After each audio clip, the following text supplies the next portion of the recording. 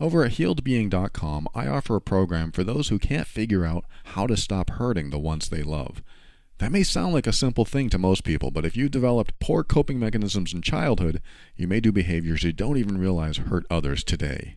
If you find the person you care about is hurt by your behaviors and you're not sure what to do about it, go to healedbeing.com and become the best version of yourself. Life presents the toughest challenges. Every day you are faced with decisions that test your ability to express who you really want to be in this world. We're told to keep saying affirmations and keep thinking positively, but what do you do when that stuff doesn't work? Welcome to the Overwhelmed Brain, where you'll learn to make decisions that are right for you so that you can create the life you want now.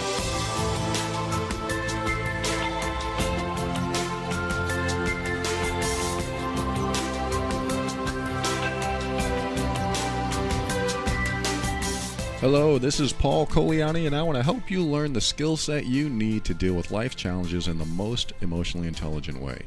This show consists of my personal opinions and is meant for informational purposes only. Always seek a professional for your mental health and well-being. Today, I am going to hopefully answer the question, why can't I get them out of my heart? Why can't I forgive myself and move on? That's two questions, but somebody wrote to me and asked these questions in a letter that she sent me, and I'm going to read you a couple things that she said.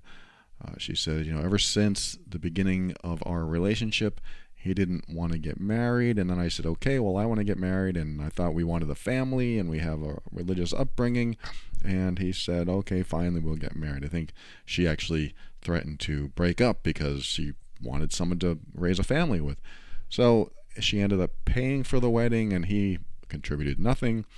And she purchased a house and he contributed nothing to the purchase. And he also bragged that he was the one who purchased the house or something like that. And then she got an STD and she confronted him and he said, that's not possible. And so she's seeing all these red flags. And she even did a lot of research on how to make her marriage better, and she feels like she was in such denial and she doesn't know why. So it was a lot of stuff going on in the marriage, and she said she eventually decided that after he stopped all intimacy that she wanted to seek counseling together, and he said, why? Nothing's wrong with me. It took her 5 years with therapy on her own, and she finally divorced. And so she feels guilty for keeping her children in that environment.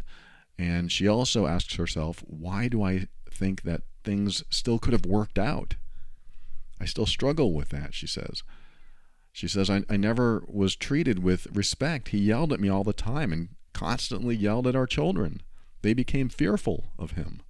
He lied and abused our financial situation. He had numerous affairs. So she wants to know, after all these years, I think it's been about, I won't say how many, but she's been in no contact with him whatsoever. And her last question is, how can I forgive myself and move on?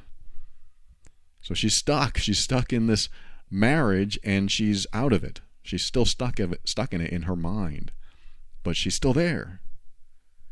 And so I was thinking about this. How would I approach this? What is the best way to address something like this when you've had a relationship and the person has hurt you, mistreated you, called you names or yelled at you or made you feel small, made you feel unworthy, unlovable, and you still have feelings. There's something there. There's like a thought that it still could have worked out. And then, in her case, how can I forgive myself and move on? So she's still stuck there. She's stuck in this past relationship, even though she has physically moved on. So I think this is a great topic to bring up because I myself have been there. A long time ago, I've had several relationships in my life, and boy, was I stuck. It took me a couple of years to get over one, but not this long. She's been thinking about this for years. And it's been years since they've been together. So I was thinking about this and wondering the best way to address this. And I thought, okay, I started typing out some notes. And I came up with 4 things to look at or think about when it comes to trying to get someone out of your heart. Why are they still there? Why can't you forgive and move on? I don't know. I'm not saying forgive them, but you can if you want to, if that's what you feel like you need to do. Why can't you forgive yourself for keeping yourself in that situation, for keeping, maybe if you have kids, keeping the kids in that situation? Why is this still a prominent thought or piece of your heart that's still connected to this relationship? And I'm hoping to answer that. So I'm going to read you my notes, and the number one reason that this might be what she's going through is that she gives people, or whoever's listening that might be in the same boat where they can't get somebody out of their heart, even though they've been mistreated for months or years. One is you give people the benefit of the doubt. You're the type of person that allows people to make mistakes, which is very kind, very noble, and gives them the benefit of the doubt that they can pull through and be a better person, that maybe they didn't mean what they did, or maybe they did mean it, but it was something that they regret, or they apologized. So you think, okay, they apologized, so maybe they aren't this person that they showed up as that day or over the years. So that might be the type of person she is, or anyone listening that relates to this. You are. If you give people the benefit of the doubt, that's one reason it's hard to move on, because you are that type of person, and it's a very wonderful quality. It's a very caring, kind, compassionate, supportive, giving. Just you see people in a different way than some other people see. You will be more forgiving when you give people the benefit of the doubt. So this really leads into number two, which is you are easily forgiving of others, but maybe not yourself. And I want to ask you some questions. So if you're listening to this and you can relate to this, try to answer these questions, and especially this person who wrote. The first question is, why do you forgive someone? Let's just say that you are the forgiving type, and you want to forgive people so that you can move on. And this is a topic that I've talked about before, forgiveness and apologies. I don't believe you have to forgive anyone. That's my belief. It doesn't have to be yours, but I don't believe you have to forgive. I believe that you should forgive yourself, and I'll talk about that in a minute, but I don't believe you have to forgive anyone. You can get past what they did. You can make sure they're accountable for what they did, and you can forgive if you want. I can forgive if I want. I don't believe in forgiving, or at least I don't believe forgiveness is required.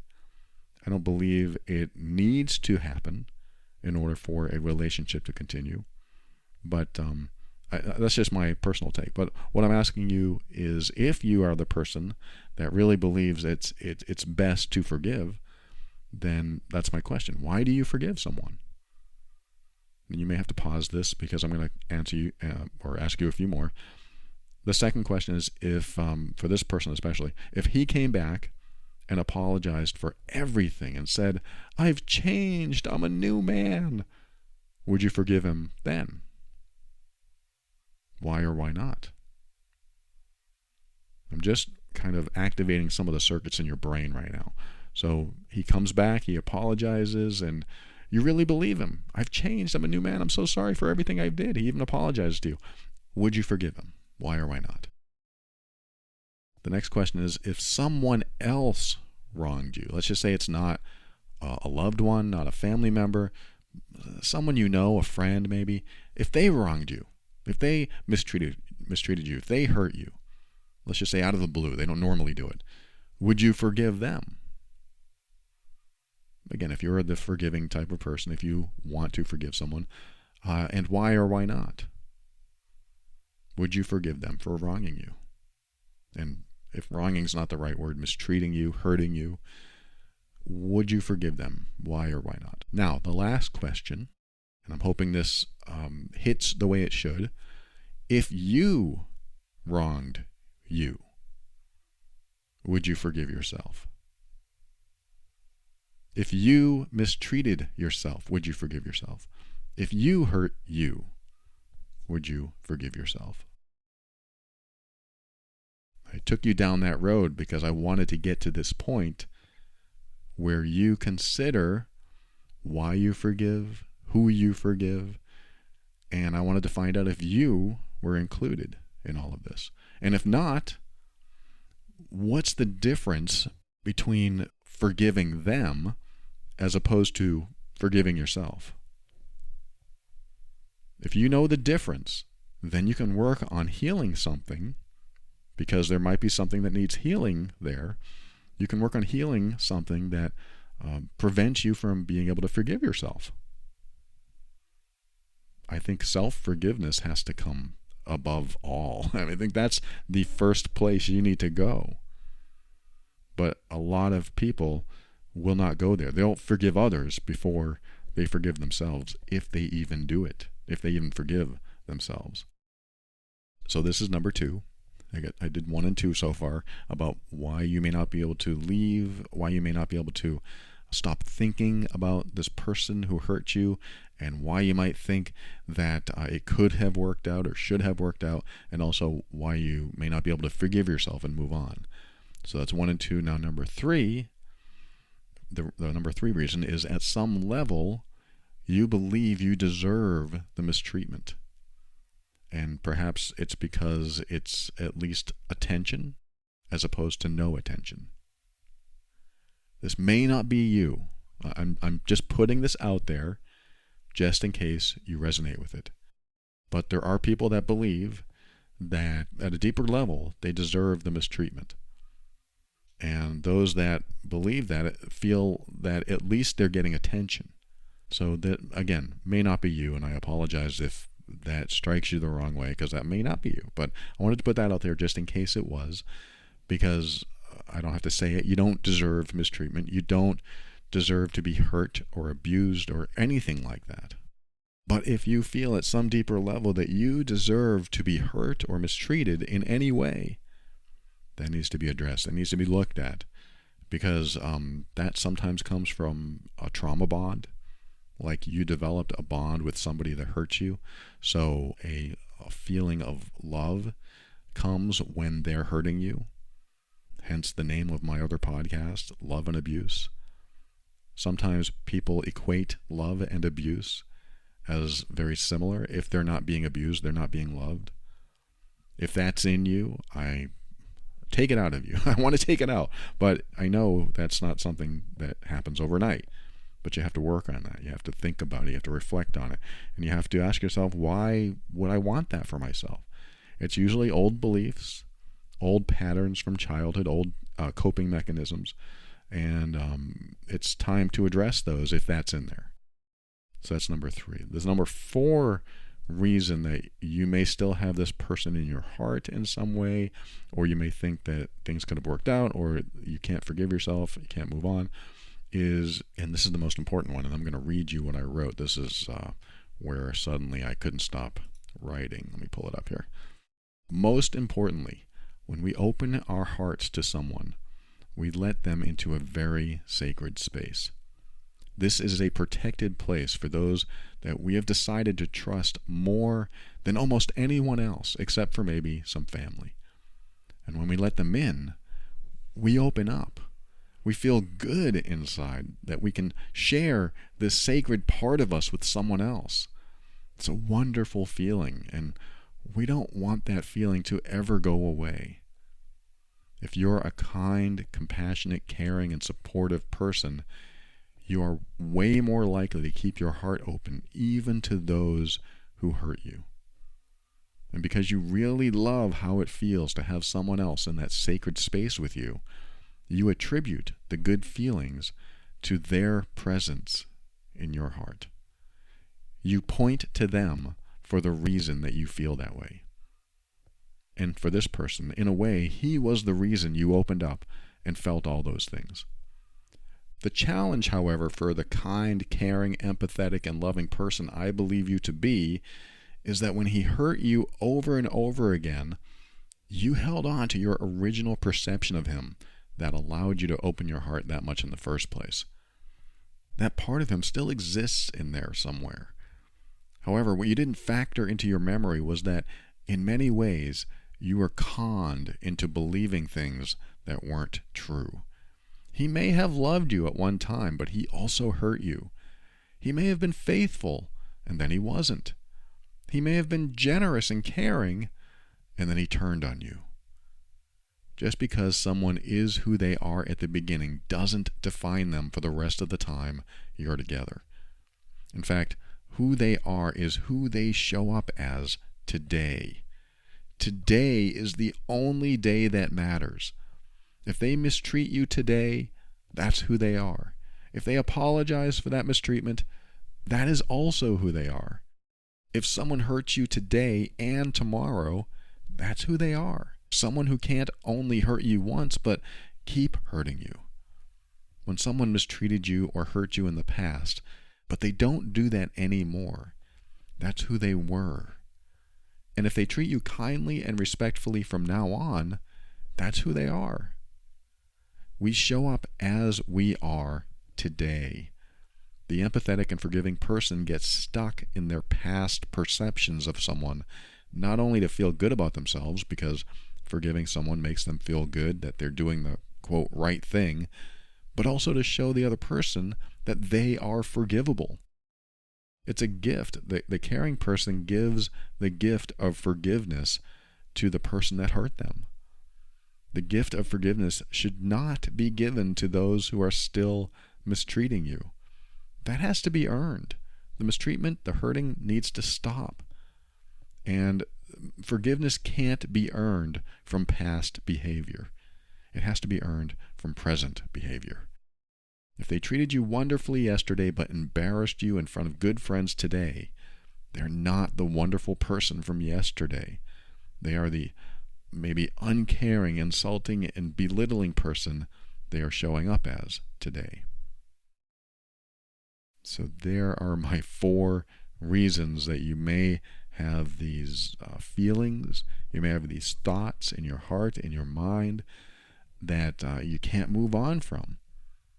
And the 4th one, obviously, was a lot longer because I wanted to emphasize a lot of points that really does come down to remembering who they are showing up as today and basing your heart and your forgiveness, if that's the direction you want to take, today, and what's also happened in the past as part of the trend. Meaning you don't want to you get stuck in the past with who they were, but if they are showing up as who they were and continue to show up as who they were and are today, then that's what we base it on. That's the trend line I talk about in other episodes. We see the trend. Is it going good? Is it going in a positive direction? Or like this person, the trend went down pretty quick at the beginning of her relationship and it stayed there and she's been miserable. And she asks, how can I forgive myself and move on? I have a unique perspective maybe on forgiveness. A lot of people might think this too, but I believe in self-forgiveness over everything. Self-forgiveness has to come first. This is why I asked you those questions about forgiveness and forgiving other people. You need to forgive yourself in the way that you would forgive others. That's how I look at it. And I believe that if you are the person that forgives, because I'm not a person that necessarily believes it's necessary or required, but it's there if you want to. I don't necessarily go to forgive others. I have to make sure that I have forgiven myself. And the way I look at forgiveness in general is to forgive yourself a break for showing up as you were back then, for doing the things that you did back then, for not stopping some of the things that happened. It's not like we didn't try, or maybe we did, or it doesn't matter, but there might be a sense of, I don't want to say self-hatred, but certainly we might be angry at ourselves for some of the things that we believe we allowed to happen. And if that's in there, whether you know it or not, it's important to say, look, I forgive myself for how I showed up back then. That's why I say it's important to forgive yourself a break for who you were and how you showed up back then, because it all starts with the self. It all starts inside you. I look at it as having compassion for someone else starts with self-compassion. Having love for someone else starts with self-love. Having to support someone else starts with supporting yourself. The old analogy, put the mask on before you put it on others when you're flying on a jet plane. It's like what you need to do is take care of yourself in all these ways so that you are abundant in self-care, so that you have enough to give to others.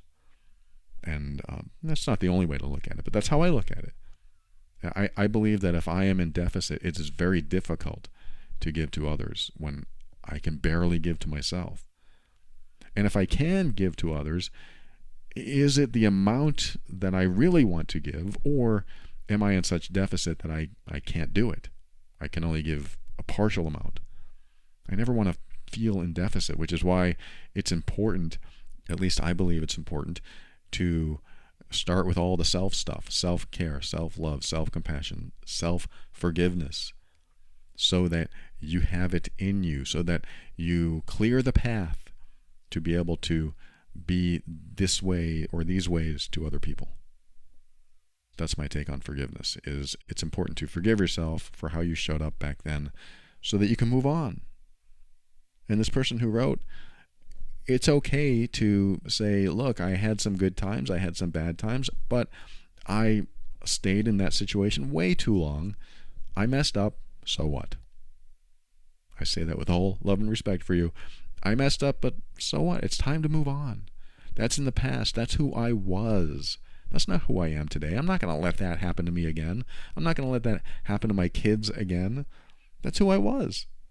And who I was isn't who I am today. This is how we learn things. This is how we learn our lessons so that we don't repeat mistakes and we move on and we take those lessons and we become wiser from those lessons. Experience makes us wiser and failure makes us successful. You are going to move forward as a new person, but don't hold yourself back by not being able to forgive yourself for how you showed up back then. That's not how life is supposed to work. You're supposed to say, I messed up. I did things I shouldn't have, or I said things I shouldn't have, or I allowed toxic people into my life that I shouldn't have. I messed up, so let's make sure we don't do that again.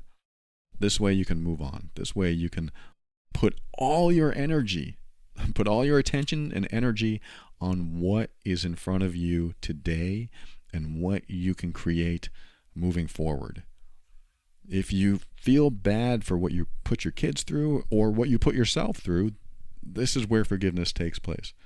I feel bad that I put my kids through that, but that's who I was and that's not who I am today. So I'm going to put all my energy and focus and attention on today, on my kids, on myself, moving forward, because I can't stick around in this emotional deficit that I'm in, thinking that I should have done something differently. That's rear view mirror thinking. We don't need it. We need to move on. We need to make our lives the way we want now, not continue focusing on what it should have been or could have been.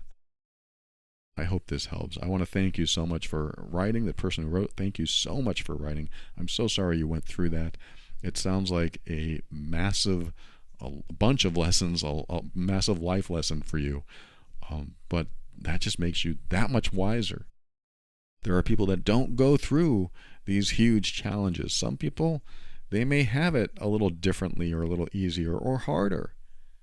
And as we go through each challenge, I believe that the harder the challenge, and when we make it through the other side of that challenge, we are that much more wise, we are that much smarter, and we know so much more than we did, because I guarantee you, you know a lot more than you did, and you're going to use that to your advantage. And there might be some residue of some other stuff going on in there too that you need to work on, but remember that you are worthy, you are lovable, you are important, and you are, as I always say, amazing. So you're going to get through this and you're already out of the toxic environment, you're out of the toxic relationship. Now we just have to get out of the toxic thinking and the mindset that keeps us in the past. So I hope this helps you. Thank you so much for writing. Thanks for sharing this. We'll be right back. I'm going to read you another quick message right after this.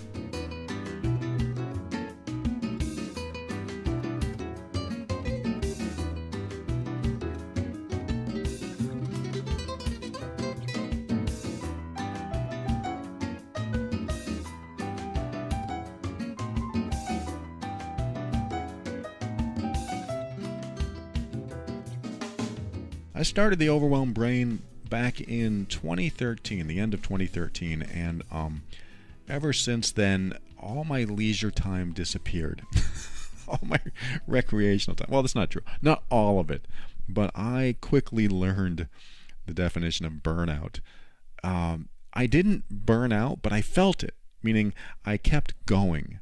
I think that's a key ingredient to any success. You just keep going, but at what cost? You don't want to make the cost so high that you just feel drained all the time. So I had to be very careful how I proceeded forward and start making balance, starting to find my recreational leisure time again and just be able to connect with myself.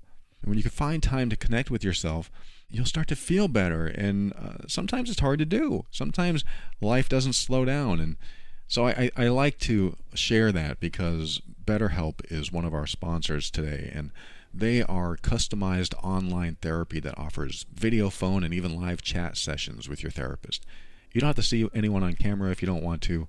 And I'm telling you about burnout because they have people that can help you with burnout. That life can be overwhelming, and so many people are burnt out without even knowing it. I mean, if you feel lack of motivation, irritability, fatigue, or anything else like that, BetterHelp reminds you to prioritize yourself. And talking with someone can help you figure out what's causing stress in your life.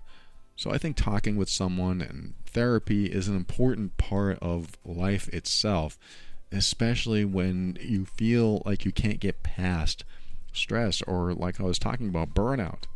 For something much more affordable than in-person therapy, getting matched to a therapist in under 48 hours, BetterHelp is here to help you.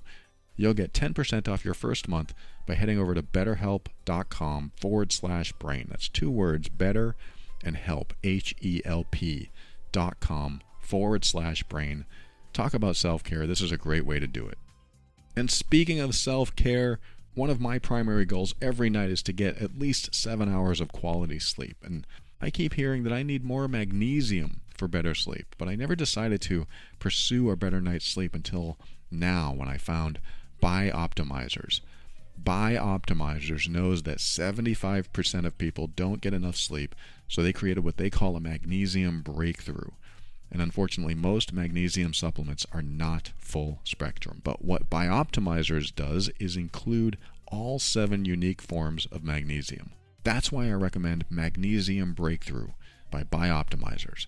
Take 2 capsules before you go to bed, and I think you're going to feel amazing the next day because you're going to get the kind of sleep you need, allowing you to feel rested and renewed. And Bioptimizers is offering the Overwhelmed Brain listeners a big discount on their products just for you. Head over to magbreakthrough.com/overwhelmedbrain. I want to say it again, magbreakthrough, so it's MAG and the word breakthrough.com/overwhelmedbrain. And you'll save up to 42%, so it's worth typing into your browser, magbreakthrough.com/overwhelmedbrain. Enjoy your night.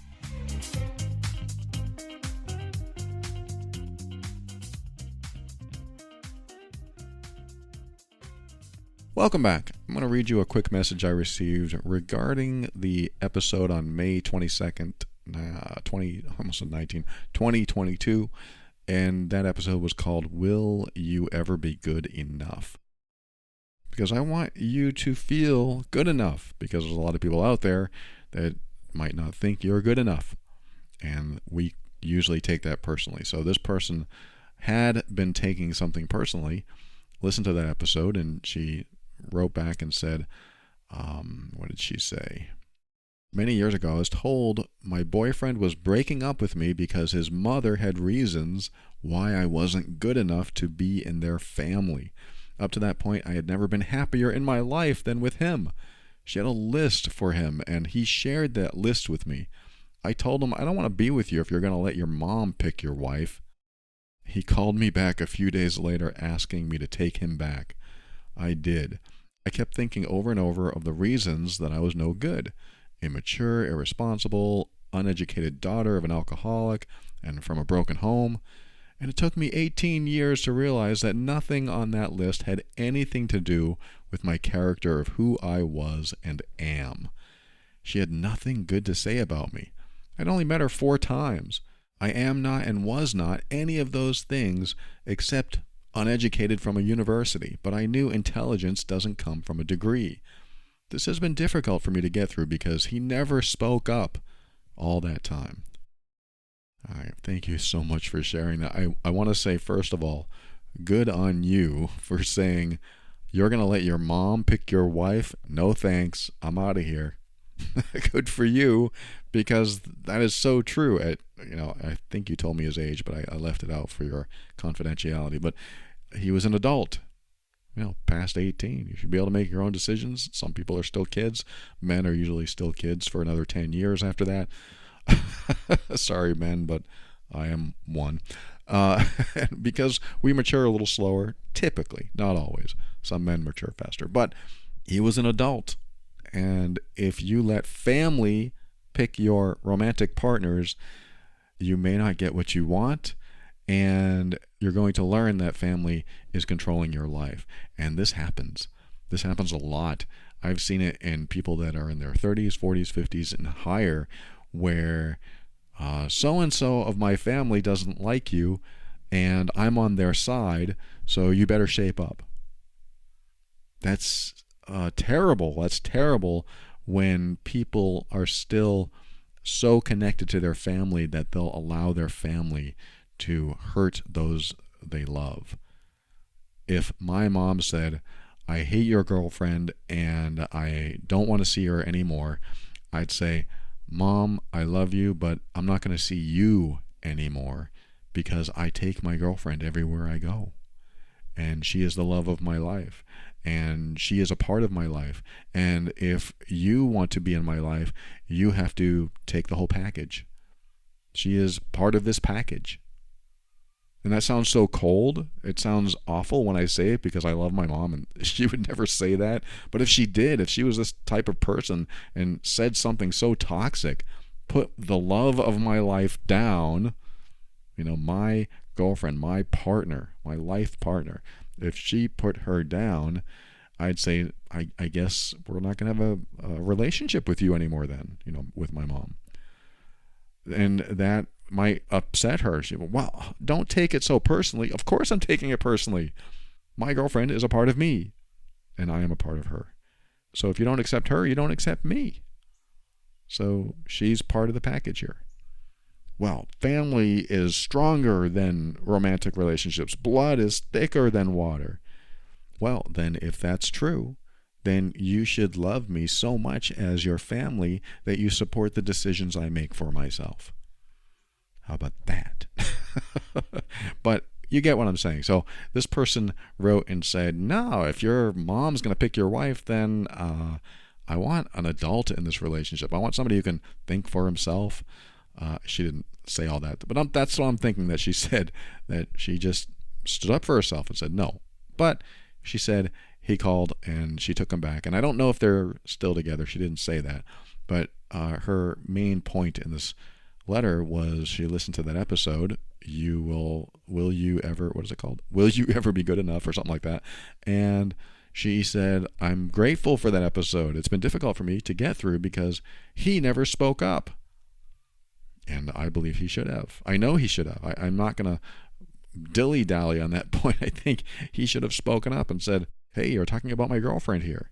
You need to lay off and back off because that's not right. You're hurting me. You're offending me. This is who I've chosen to spend my time with and my life with.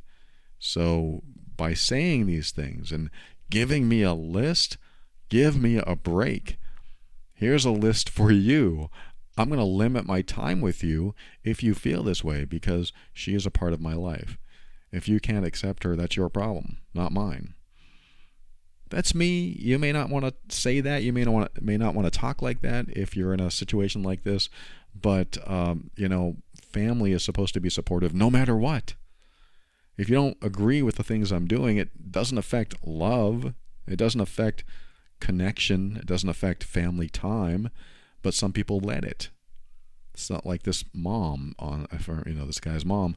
She let his decisions affect her support of him and her love for him, because the way I look at love is you support someone's happiness even if you disagree with the decisions they're making.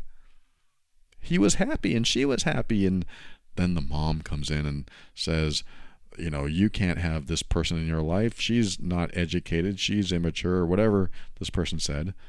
And he listened to his mom. That doesn't make me feel very good about this person. I'm not saying he's a bad guy. I'm just saying that there's a point where you need to stand up for yourself and say, look, this is my decision, and I love this person, and you trying to step in on my decision makes me feel like you don't support me, you don't care about me, you don't love me. I'm not saying that's true. I'm just saying that's how I feel about it. But what I really wanted to talk about with this person's letter is to remember one thing. Remember that some people can't feel good about themselves until they make someone else feel bad about themselves. It's true. Some people cannot feel good about themselves until they make you feel bad about yourself. And when you feel bad about yourself, there's some sort of psychological thing that happens. They feel maybe an ego boost or dominant or powerful. I don't know what it is. I haven't actually studied this too much, but I understand the concept behind it, because there is sort of a power thing there. If somebody feels bad, they're in a weakened state. They're in a vulnerable place.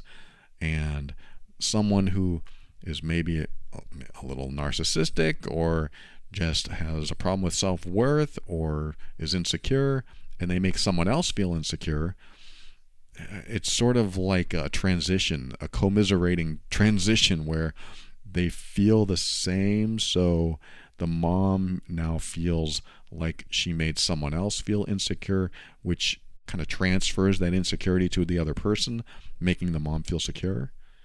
This is sort of something I've postulated and thought about when it comes to any type of bullying or intimidation or belittling or insulting or anything like that.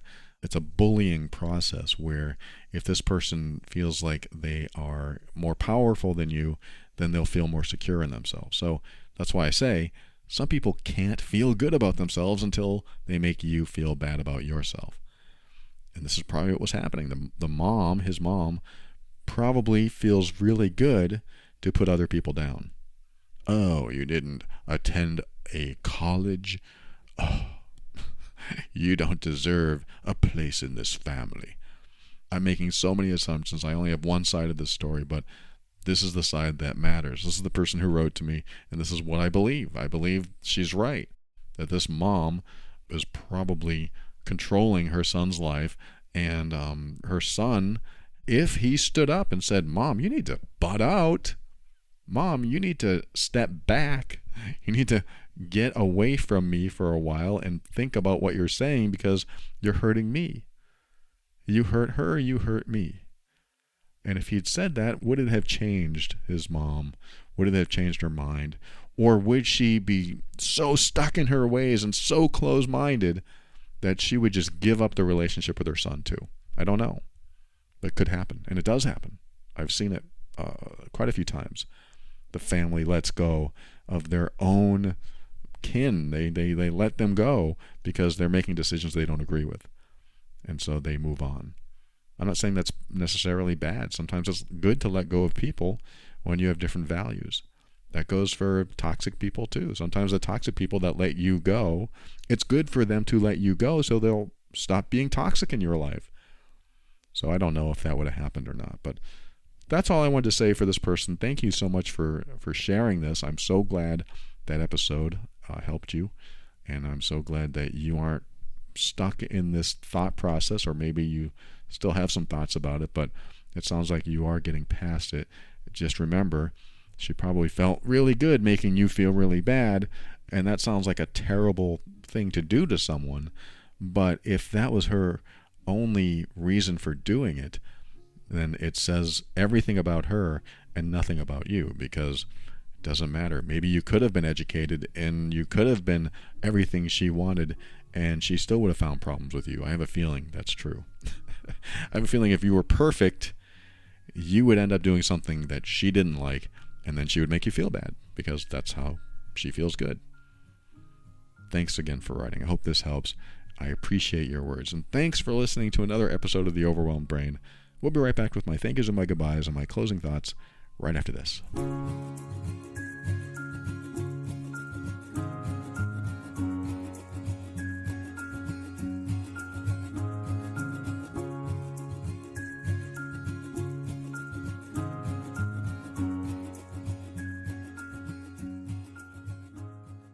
Thank you for listening to another episode of The Overwhelmed Brain.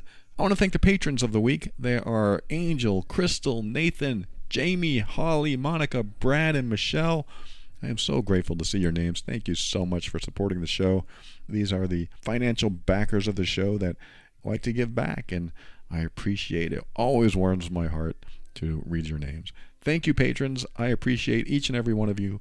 If you find value in this show and you'd like to give back, head over to moretob.com, and you'll have options to do that.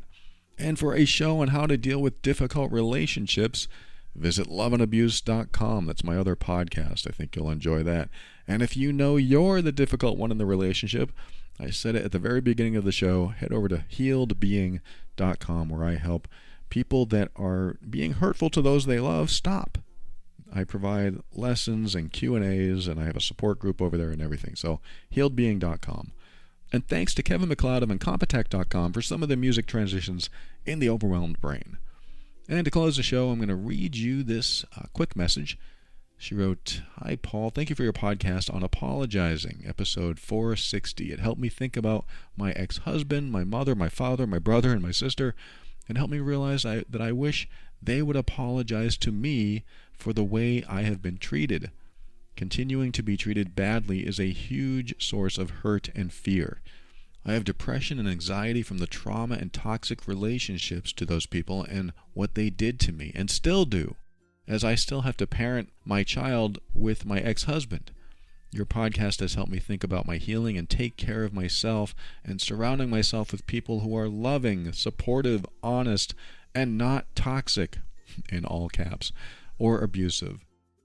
Thank you so much for sharing that. I am so sorry you're dealing with all those people that are not supportive, and you just heard me talk about family that doesn't support you. They are not loving. They are not loving you, at least in a healthy way. I can't say they're not loving at all, but the way I define love, supporting someone's path to happiness, even if you disagree with their decisions to get there, that doesn't make sense when family isn't doing that for you. So there are some people that when you grow up and get out of the home and you're on your own and doing your own thing, that just don't want you to change. They want you to be who you were, even if who you were was the submissive person they could control while you were still in the nest. So once you get out on your own and you're in control of your own life and doing your own things, some people don't like to lose that control over you. And control can just be making you feel bad. Control is often making you feel bad because nobody wants to be controlled. And it sounds like you are trying to get out from under that and trying to get away from toxic people. And you said you have a child or children that you have to parent with your ex-husband. So yeah, that's going to be difficult. Your child's going to have their own experience with their dad and their own experience with you. And I hope you've listened to my episode on parenting while you're split apart with a toxic person. I have one over at loveandabuse.com. I don't know the name of it offhand, but you will find episodes on being a parent with an ex, and that will be helpful to you because, again, the children are going to have their own experience with their dad, and maybe one of the parents will talk badly about the other parent, and that parent will try to defend themselves, and it just becomes a nightmare because all you're doing is defending, and the other person's always putting you down, and the children are taking that back and forth in between. And I believe it's important for the children to have their experience with one parent and have a separate experience with the other parent. And if they say, hey, this other parent, my dad, for example, said, you never did what you were supposed to do, or you put him in jail, you took all his money. They start saying things that are probably lies and very hurtful. When the children are parroting or saying what dad said or what mom said to the other parent, then it's important to just ask them questions. You ask them questions. Don't try to defend yourself. You don't have to. You just ask them questions. You ask the children, well, what do you think? That's one of my favorites for a child. What do you think? Because you're trusting the child to come up with their own opinion. And if they say, well, dad said you did this, and you could say, well, what do you think about that? Or do you believe that? That's another question. Do you believe that? Do you believe that's true? I think asking children and even adults that hear something about you and tell you some lie they were told about you, and they don't know it's a lie, but you can ask questions. You can say, well, do you think that's true? Or what do you think about that? And hear what they have to say. They may have doubts or they may not, but what happens is if you start to immediately defend yourself, you could actually complete the cycle of toxicity. You can actually complete the abusive behavior, because often what happens, especially with separated parents, is one of the parents, if they're toxic, if they're hurtful, is going to lie, and they're going to tell, for example, in this case, the child, that mom or whoever is going to try to defend herself. She's going to say the following. And so what they do is set up the other parent to fail and to look bad. Because if the child hears that mom is going to try to defend herself, and dad told the child that that's what was going to happen, guess who looks right? The dad. Dad looks right. And mom looks like the guilty one, because dad said that she would do that. So dad must be right about everything else too. That's why I think it's important for a parent that hears lies being told about them, or hurt or insults being told about them, that the parent that is dealing with that just asks questions. Well, what do you think about that? How do you feel about that? There's another one. How do you feel about that? Do you believe that? What do you believe? Just ask questions. And that's what opens up conversations. And if the kid says, well, is it true? Then you can answer directly, no, that's not true. Well, then why did dad say that? There's another conversation that could open up, but my thought is you just say, I don't know. I don't know why he'd say that. In this person's case, it's between dad and mom, but it could be between any parents and children, or, like I said, adults, even adult children. Anyone that spreads a lie or tells you a lie told about you, and they believe it, or if they have doubts, just ask questions. That's my go-to. So I hope this has been a good episode for you. I hope you got something from it. Just remember, always keep an open mind, no matter what, because when you do that, you get to step into your power. And this allows you to be firm in your decisions and actions so that you can create the life you want. Always take steps to grow and evolve. You are powerful beyond measure. And above all, and this is something I absolutely know to be true about you, you are amazing.